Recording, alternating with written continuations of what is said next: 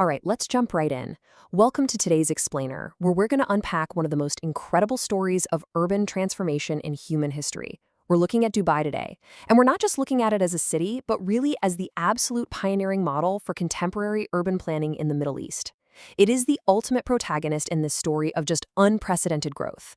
I mean, watching it transform from a small desert village into a global economic and commercial hub at a speed that has quite literally left urban planners all over the world taking notes. It's fascinating stuff.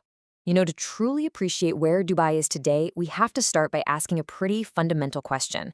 How exactly did a modest coastal strip transform into the city of the future? Think about this for a second. Back in 1833, this was a settlement of just about 800 people from the Bani Yas tribe. To put that into perspective, that is fewer people than your average modern high school. They were mostly practicing fishing and pearling. And today, today it's a global architectural marvel that rewrote the entire textbook on city building. It's a case study that really sets the gold standard for regional development. So how did they pull this off? Here's our roadmap for today's Explainer. We're going to cover 1. Geography and historical beginnings. 2. The first plan and infrastructure. 3. Oil and the Great Economic Launch. 4. The comprehensive planning of 1985. 5. 2020 vision and sustainable development. And finally, 6. The balance between heritage and modernity. Let's start from the ground up. Okay, starting right off with Section 1, Geography and Historical Beginnings. Before you can even think about planning a city, you've got to understand the canvas you're painting on, right? The Emirate of Dubai covers a massive physical scale, about 4,114 square kilometers. But keep in mind, this is largely harsh, challenging desert terrain, which is then capped off by this absolutely stunning 66-kilometer coastline along the Arabian Gulf. The sheer scale is totally crucial. It wasn't just empty space. Actually, scratch that. It was empty space, but it was a grueling environment that demanded brilliant, highly adaptable engineering to actually tame it. That dramatic contrast between the arid desert and the life-giving coast really set up the fundamental challenges and the opportunities for every single master plan that would follow. Now, if you're looking for the absolute geographical anchor of the city, it's the Dubai Creek. This vital water channel naturally slices the city right into two main halves, Deira and Bur Dubai. Historically speaking, this is ground zero. This creek is the exact spot where those first 800 members of the Bani Yas tribe settled way back in 1833. It was the lifeblood of their early fishing and trading activities, basically acting as a natural, safe harbor. And the amazing thing is, even today, with all the hyper-modernity going on, the creek remains a central defining feature of the city's layout. It's this constant reminder of the city's origins as a maritime trading post. Moving right along to Section 2, the first plan and infrastructure. So, stepping away from the natural geography, we hit the era of human-made foundations. The Foundational Master Plan of 1970 set the physical groundwork for literally everything to come, and it was characterized by blistering speed. In just 14 years, Dubai laid down its heavy physical backbone. Check out this timeline. We see the Dubai International Airport established in 1961, followed rapidly by the massive Port Rashid in 1972, and then the Shindiga Tunnel in 1975, right alongside the Deira Corniche. They weren't just building a town here. They were intentionally, actively preparing a launch pad for a global trade center.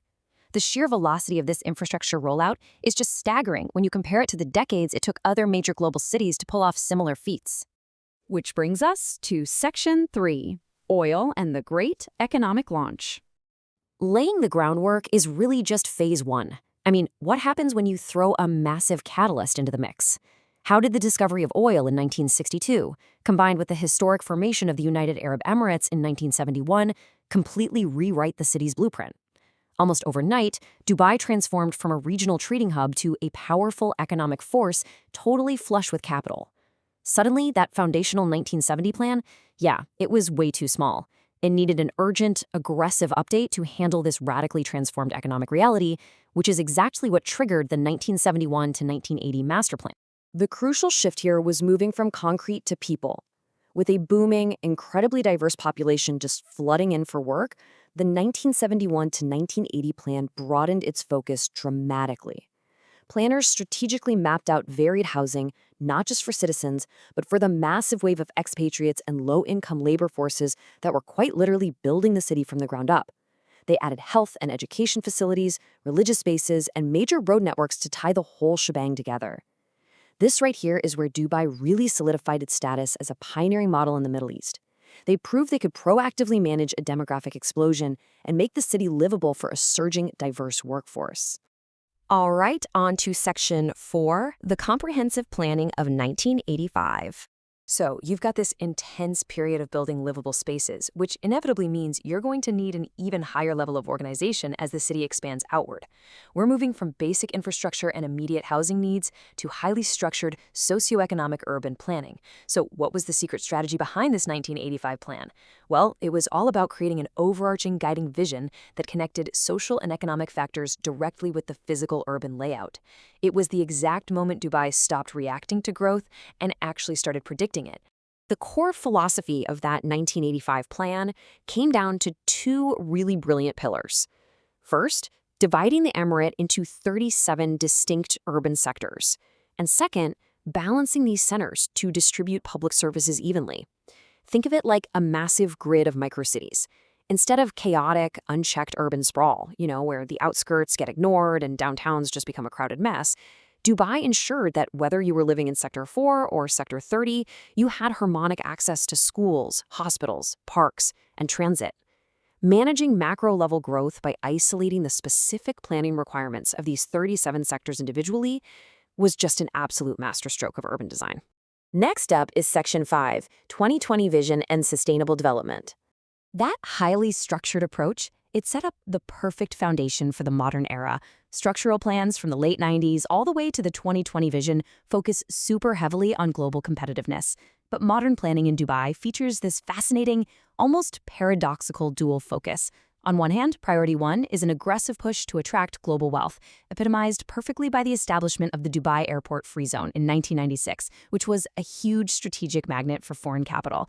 But then you have Priority 2, which forces a balance, sustainable development.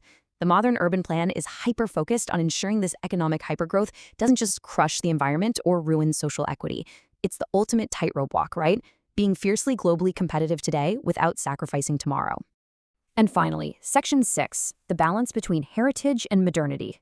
This brings us to, honestly, maybe the most beautiful aspect of Dubai's whole master plan. While reaching for the future, how does a city actually hold on to its soul? Well, you can see Dubai's underlying planning philosophy perfectly encapsulated in its skyline.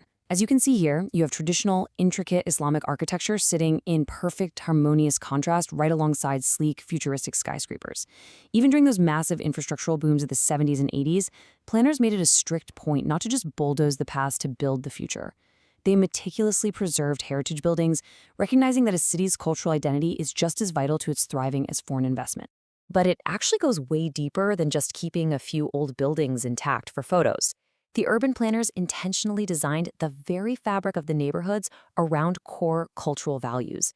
Neighborhoods and residential blocks are meticulously designed with mosques at their absolute center. This is a deliberate master planning tool that's really unique to the region. Placing the mosque at the center acts as an anchor. It preserves social stability, it maintains that tight-knit community fabric, and it protects religious identity against the sweeping, sometimes overwhelming tides of globalization. It basically ensures that no matter how modern the city becomes, the daily rhythms of community life remain deeply grounded. So looking back at all of this, Dubai's metamorphosis from an 800-person fishing village to a globally competitive metropolis was definitely no lucky accident. It was the direct result of highly adaptable, deeply intentional urban planning, making it, without a doubt, the pioneering model for contemporary urban planning across the entire Middle East. From managing the natural geography of the Crete to organizing the sprawl into 37 harmonious sectors, all the way down to placing a mosque at the very center of a neighborhood block, it's all connected. So I will leave you with this final thought to chew on. As we look at the rapid expansion of our own globalizing world, how can Dubai's delicate balance of hypergrowth and carefully preserved heritage inspire the future blueprints of your own city? Thank you so much for joining me on this explainer, and keep looking closely at the cities around you.